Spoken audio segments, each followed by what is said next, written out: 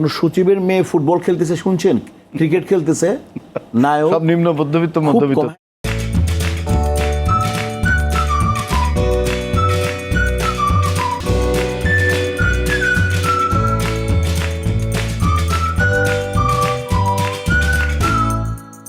Sudhir Sujan, city bank নিবেদিত RTVর অক্ষরের গল্প আয়োজনে আপনাদের সকলকে স্বাগত জানাই। আমরা সবসময় বলি আমাদের বর্ণমালা, আমাদের অক্ষর, আমাদের বাক্য, আমাদের ভাষা সব আগুন দিয়ে শেখা, রক্তের ভেতর থেকে উত্থিত আমাদের এই বর্ণমালা, আমাদের চলচ্চিত্র, আমাদের সঙ্গীত, আমাদের কবিতা, আমাদের নাটক, আমাদের যাত্রাপালা, আমাদের সব কিছু সংস্কৃতির এই অঙ্গন সংগ্রামের ভেতর দিয়ে এসছে, আমাদের ঐতিহ্যের সঙ্গে রক্ত লেগে আছে। আমাদের বাংলা চলচ্চিত্রের যে ইতিহাস, সেই ইতিহাসে অসংখ্য ছবি যা আমাদের আন্দোলনকে বুকে ধারণ করে এবং আমাদেরকে প্রাণিত করে। সেই চলচ্চিত্রের একজন বিখ্যাত অভিনেতা, তার নাম হচ্ছে মিশা সওদাগর। আমি সবসময় নাম যখন শুনতাম, প্রিয় দর্শক, সওদাগর কেন, আমি জানি না তার সওদাগর ছিল কিনা তার মানে সংসারে কিংবা তার পরিবারের কেউ, সেই থেকে নাম এসছে কিনা আমি জানি না, তো জিজ্ঞেস করব। চলুন আমরা মিশা সওদাগরের সঙ্গে কথা বলি। এই নামটা কেন ভাই, সওদাগর কেন? আমার দাদা ছিলেন জুম্মন সওদাগর।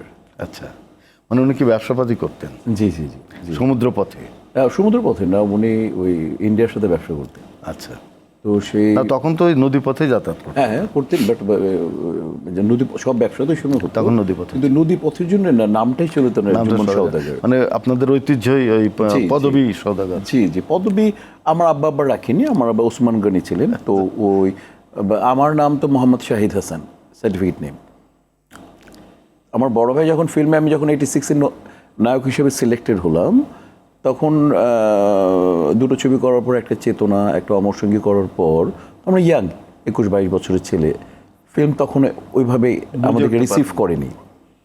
তখন রাজাক ভাই নায়ক, আলমগীর ভাই নায়ক, সৈলানা ভাই নায়ক, বুলবুল ভাইয়া, ইনারা নায়ক। তো তখন 2-3 বছর গ্যাপ নিলাম, ব্যবসা বাণিজ্য করলাম, বাট আমার খালি ডাক আসতে থাকলো, তুমি যদি এন্ট্রি হিরো করো খুব ভালো করবা, খুব ভালো করবা। দেয়া নজরুল থেকে আরম্ভ করে মালিক আফসারি সাহেব, এজে মিন্টু সাহেব, এনারা বললেন। তাই আমি বললাম না না না থাক, ওই আমাদের ফিল্মে ওস্তাদ বলি আমরা, না ওস্তাদ থাক, দুটো ছবি করছি, নায়ক হিসেবে থাক। ঢাকায় আমি আবার ঢাকা, যেহেতু ঢাকার, বলে না ওইটা এন্ট্রি হলো, নতুন একটা প্রকোষ্ঠ আরম্ভ হবে তুমি যদি এটা করো, কারণ তোমার যে অ্যাটিটিউডের মধ্যে আমরা বিশ্বাস করি তুমি খুব ভালো করবা। এই যে আপনার নায়ক থেকে প্রতিনায়কে আসা, এন্ট্রি হিরো যে ক্যারেক্টার আপনি করলেন, যখন কেউ বলে ভিলেন মিশা সওদাগর, খলনায়ক মিশা সওদাগর, ভালো লাগে? আমার খারাপও লাগে না, কারণটা কি, আমি তো ওইটাকেই ফোকাস করেছি, ওইটাকেই আমি লালন করেছি, ওইটাকে আমি ধারণ করেছি, আর ওইটাই আমাকে আজকে পরিচয়। ওই পরিচয় আমি আপনার সামনে বসে আছি, ওই পরিচয়ের জন্য আপনি আমাকে ডেকেছেন, তো ডেফিনেটলি ওটাকে আমি সম্মান করি এবং ভালোবাসি। আমার মনে আছে যে আমাদের ভারতের একজন অভিনেতা এন্ট্রি হিরো করে, আমজাদ খান। জি জি জি। মানে তার অভিনয় দেখার পরে আমার মনে হলো যে এটা প্রকৃত অভিনেতা, মানে কীভাবে এন্ট্রি হিরো কীরকম হতে পারে এবং তার অ্যাটিটিউড কেমন হতে পারে, তার চরিত্রটা কেমন হবে, এটা ফুটিয়ে তোলা, এটা খুব টাফ। নায়ক ধরেন একজন মোটামুটি চেয়ারা সুন্দর হইলো, গান টান গেল, নায়কের ধরে সেটা কিন্তু নায়ক পার হয়ে যাবে, কিন্তু এন্ট্রি হিরো পার হইতে পারবে না, কারণ তাকে অভিনয় দিয়ে, ওই ওই ভয়ঙ্কর অভিনয় দিয়ে মানুষকে আকৃষ্ট করতে হবে, অথবা তার বিতৃষ্ণা তৈরি করতে হবে যে এই লোকটা আর ইয়ে করা যাবে না। অনেকে আমরা তো ছোটোবেলায় এন্ট্রি হিরোদের বিরুদ্ধে থাকতাম, যে সবাই, তাই না? তো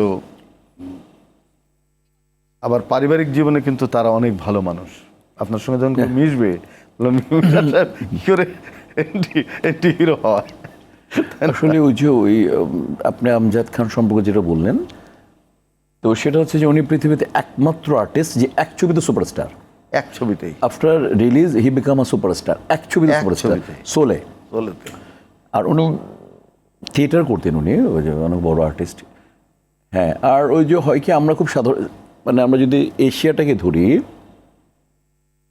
বিশেষ করে মানে আমাদের এই ভারত, পাকিস্তান, নেপাল, মানে আমাদের ইন্ডিয়া, মানে এই সাবকন্টিনেন্ট ধরি, এখানে মানুষগুলো খুব সাধারণ হয়, আবেগী হয়।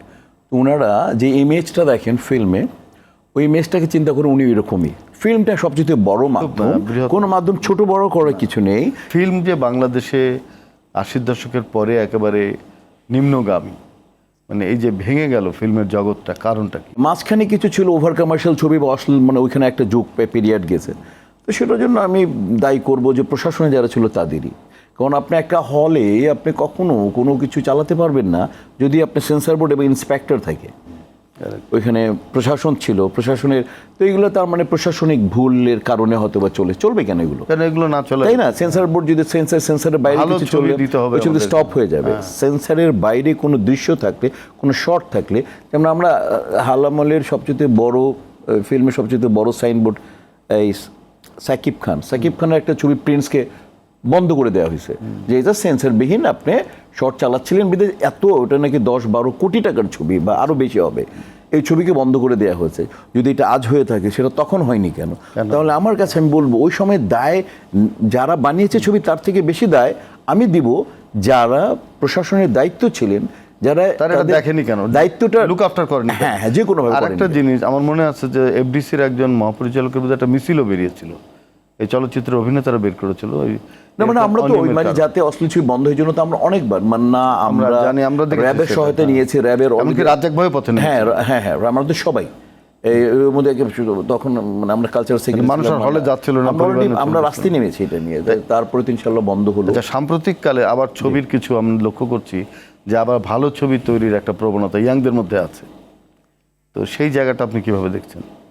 না ও আসলে ওই কমার্শিয়াল ওইরকম ওভার কমার্শিয়াল বা অশ্লীলতার প্রথম যিনি ইউটার্ন নেয় বিগ বাজেটের লোকটার নাম বলতে হবে, উনি হচ্ছেন দীপজল সাহেব।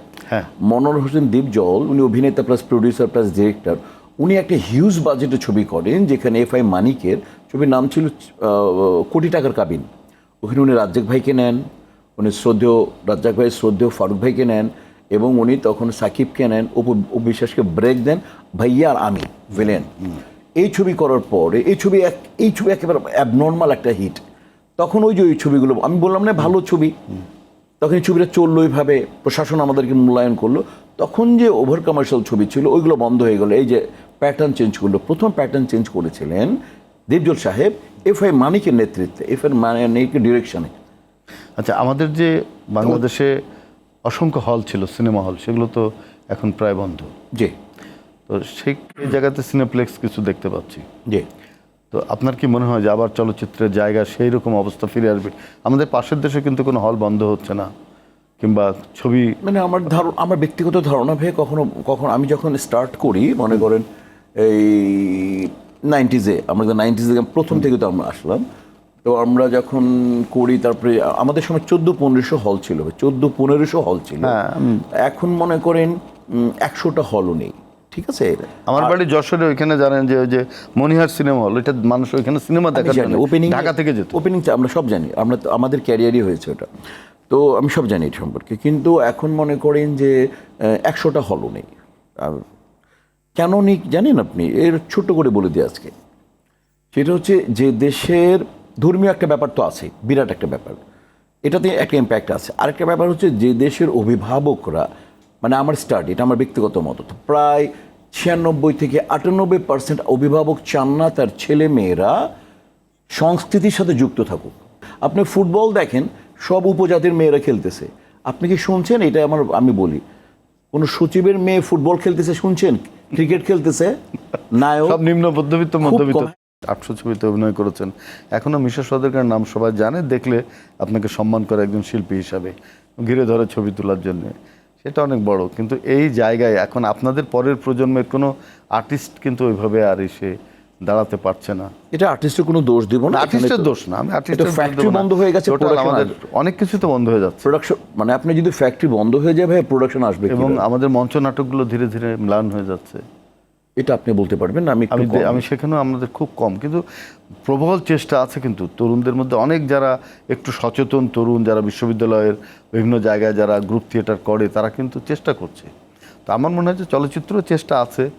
আমরা কিছু বনলতা এক্সপ্রেস, বিভিন্ন ধরনের ছবি আমি এখন দেখছি, কিছু কিছু ছবি হচ্ছে, সেই ছবিগুলো সামাজিক ছবি। ঈদে ওর নাম তামিম নূর ছিল, এটাকে আমি কংগ্রেচুলেশন জানাইছি, আমি দেশের বাইরে ইন্টারভিউ করেছি, ওর ব্যাক টু ব্যাক দুটো ছবি করেছে বেচারা। ও ঠিক আছে, ওকে আমি খারাপ আমার কথা হচ্ছে আপনি যে ছবিটা বানাবেন সেটা তো আপনি দেখবেন না বাসায় নিয়ে গিয়ে, নাকি একটা সার্টিফিকেট পাবেন আর প্রডিউসার নাই, ওটা তো না। আমরা ওই ব্যাপারে না। আমরা মনে করি যে মানি ব্যাক গ্যারান্টি একটা শব্দ ব্যবহার ছিল, আমাদেরকে শেখানো হইতো যে মানি ব্যাক গ্যারান্টি, এমন অ্যাক্টিং করো যাতে তোমাকে যে পারিশ্রমিক দিছে এবং তোমাকে মানে শ্যুট করতে যে টাকাটা লাগছে এই ঢের বেশি আমরা ব্যাক পাই, প্রত্যেকে দায়িত্ব পালন করো। ফিল্মে এটা কথা ছিল যে মানি ব্যাক গ্যারান্টি। ডিরেক্টর একটা শব্দ দিত যে একটু চেঞ্জ, একটু যারা হাটকে, একটু ডিফারেন্ট অ্যাক্টিং, একটু ডিফারেন্ট ডেলিভারি, একটু different dress up, get up.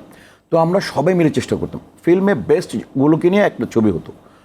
তো ওই জায়গাটা আপনি দেখেন যে এখন তো এগুলো আর হচ্ছে না। তো তামিম নূর ব্যাক টু ব্যাক দুটো ছবি দিয়েছে। আমি নিজেও, আমি যারই এরকম গুণ থাকি, নাটক দেখলে কেউ ভালো পারফরমেন্স করলে আমি একটা দেই, আমি হ্যালো করে কংগ্রাচুলেশন দিই। তামিমকে আমি বললাম যে ভাইয়া কংগ্রাচুলেশনস, কারণ সে ব্যাক টু ব্যাক দিয়েছে। কি দিয়েছে?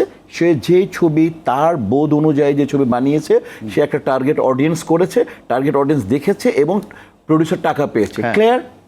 তো আমি সেটাই বলতে চাই যে দেশের ছবিতে এই যে পুরো হল এবং যে দেশের কমার্শিয়াল ছবি যারা বানাবে তাদেরকে অনেক জানতে হবে। কমার্শিয়াল ছবি আপনি দেখেন, আপনি বলতেছিলেন যে দেশের স্বাধীনতার জন্যও কিছু ছবি আছে, আমাদের সংগ্রামের জন্যও কিছু ছবি আছে। খানাতা বলি আমরা, যথেষ্ট মানে সফল ছবি। জহির রায়হান সাহেবের কথা বলি, এরকম তাই না? দেশের পক্ষের অনেক ছবি আছে এরকম। ওরা 11 জন যদি আমরা বলি, এরকম মুক্তিযুদ্ধের সবচেয়ে বড় ছবিটা ওরা 11 জন, এরকম ছবি কিছু আছে, ইতিহাস হয়ে আছে। তেমনি ভাইয়া যে ছবি যিনি বানাবেন, কমার্শিয়াল ছবি যিনি বানাবেন, এখানে সব বেস্টগুলোকে একসাথে করতে হয় যাতে দর্শক ছবিটা দেখে এবং প্রডিউসার ছবিটা পায়। তো তখন হবে ওই প্রডিউসার আরো আর্ট ঘরানার ছবি বানাতে পারবে, ফেস্টিভ্যালের ছবি বানাতে পারবে উনি, তখন মানে অন্তত তার কিছু উপার্জন তো হবে, তাই না? আচ্ছা, আমি একটা প্রশ্ন আপনাকে রাখি যে আমাদের কাহিনীর দুর্বলতা, আমাদের বাংলা মানে 90 দশকে, 80 দশকের পরের কথা বলি, 90s কাহিনীর দুর্বলতা কিন্তু প্রবল আমার চোখে পড়ছিল। একই রকম কাহিনী মনে হচ্ছিল, সবই একটু একটু আলাদা আলাদা করে, মানে একটু বাণিজ্য করার একটা প্রবল বাসনা, ছবি হোক কেমন, তার মধ্যে মানে আর্টের থাক কি না থাক, এইগুলো মানে তার চেয়ে বেশি হল প্রবল বাসনা যেটাকে ব্যবসা সফল করতে হবে, এইরকম একটা ভাব এটা আমি কিন্তু লক্ষ্য করছিলাম কাহিনীর মধ্যে। তো সেই প্রশ্নের উত্তরটা আমি নেব ফিরে এসে। প্রিয় দর্শক, আপনারা দেখছেন সিটি ব্যাংক নিবেদিত RTVর অক্ষরের গল্প। আমরা যাব বিরতিতে, আশা করছি থাকবেন আমাদের সঙ্গে। জানেন আমাদের সঙ্গে আছেন মিশা সওদাগর, তার আর কোনো বিশেষণ লাগবে না।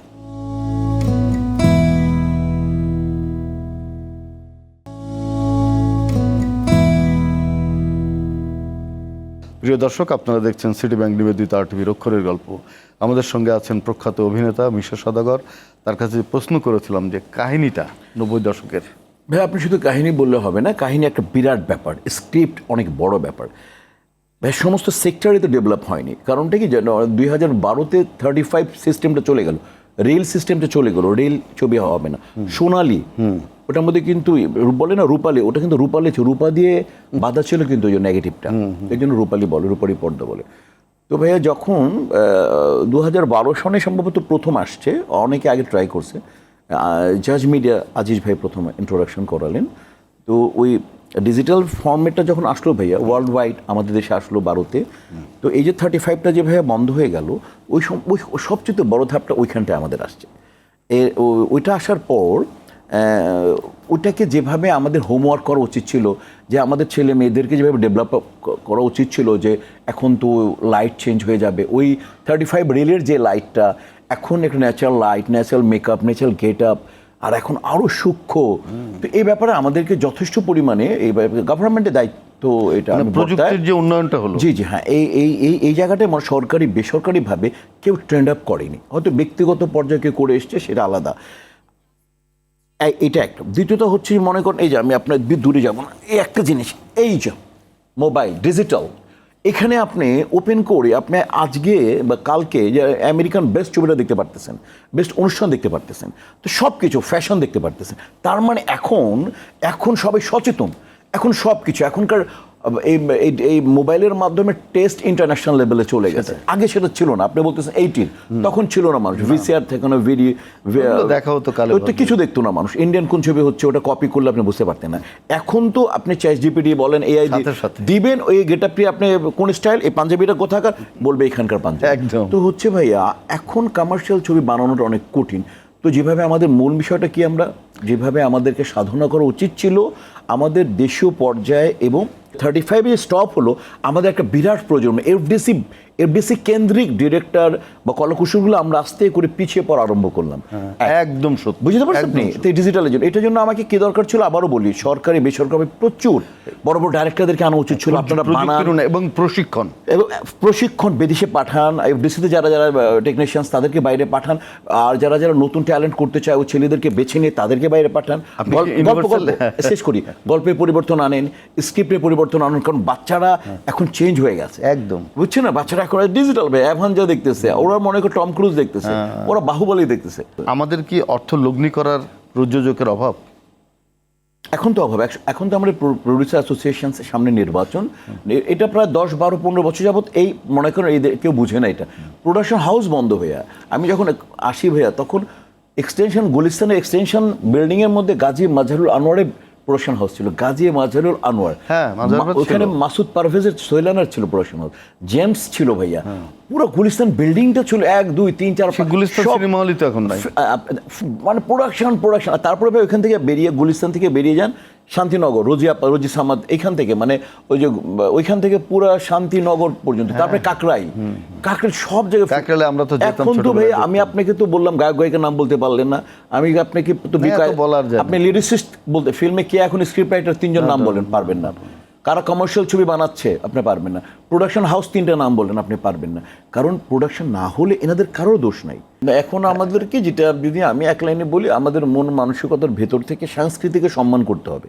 আপনি সামনে কার কথা শুনবে জাতি এখন, কার অ্যাক্টিং, কার ব্যক্তিগত লাইফ দেখবে, কোন নায়ক কোন নায়িকার, এবং ওইরকম হব আমি। হ্যাঁ আমি ওইরকম হতে চাই। আইকন আইকন নাই। আপনি পাশের দেশে দেখেন, অমিতাভ বচ্চন, শাহরুখ খান, সালমান একসাথে আবার প্রায় 50 জন। লতা মঙ্গেশকর, এখানে রুনাজি, মানে একমাত্র আমাদের রুনারেলা, সাবিনা ইয়াসমিন, জি, তারপরে আমাদের সৈয়দ আব্দুল্লাহ আব্দুল্লাহ হাদিব ভাই, মানে আমরা ছিলেন। বেঁচে আছে, খুরশিদ আলম ভাই এখনো বেঁচে আছে। জি জি জি। এগুলো নিয়ে আমরা এখন আছি। প্রজন্ম তো এখন ইয়াং যাবে না ভাইয়া, ওরা যেমন অরিজিৎ সিং, কিষান টান কি আবার একটা জোয়ার আসবে, এটা ভাইয়া সেটা আনতে হবে আমাদের, এটা চেষ্টা করতে হবে। আমাদের একা, আপনি একা পারবো না ভাইয়া। এটা আমাদের সরকারি বেসরকারি এবং যারা আমরা সামাজিকভাবে, আধুনিকভাবে, ধার্মিকভাবে আমরা প্রত্যেক ধর্মকে সম্মান করি। ধর্ম কি অন্য দেশে নাই? সব আমি জায়গায় সেটাই ধর্ম বলতেছি তো ভাইয়া, ধর্মকে সম্মান করে, কর্মকে সম্মান করে এবং সামাজিক যে অবস্থা আমাদের যার সম্মান করে সংস্কৃতিকে লালন করতে হবে ভাই। সংস্কৃতির লোককে মারতে উঠে ভাই, আপনি দেখছেন হয়তো বা বাউলকে মারতেছে মানুষ, শিল্পীকে এটা কোনো মারতেছে কথা মানুষ, হলো মানুষ? মবের শিকার, এটা তো ভাইয়া ঠিক না। মানে এই জায়গা থেকে আমাদের দেশকে যদি কেন আমরা এই ভাইয়া? অন্ধত্ব থেকে আমরা একদম শেষে এসে গেছি। জি ভাইয়া। আপনার বাবা মাকে আপনি অভিনেতা হতে চান, এটা চেয়েছিলেন?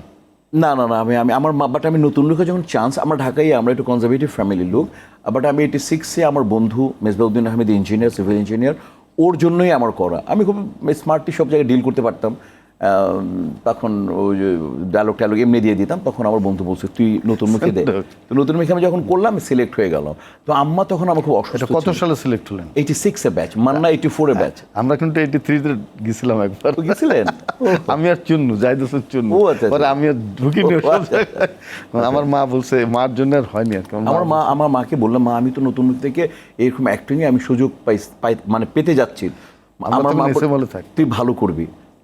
যাক, মা যখন চেয়েছে সেটা তো হয়েছে। জি জি। তো আপনার স্ত্রী, আপনার সন্তানেরা যখন দেখে যে আপনি ভিলেন ক্যারেক্টার করছেন, তারা কি বলে?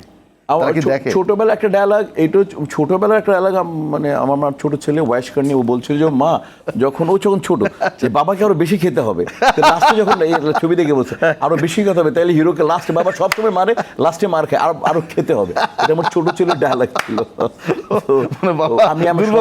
আমি সবসময় আমার পরিবারকে নিয়ে ছবি দেখি।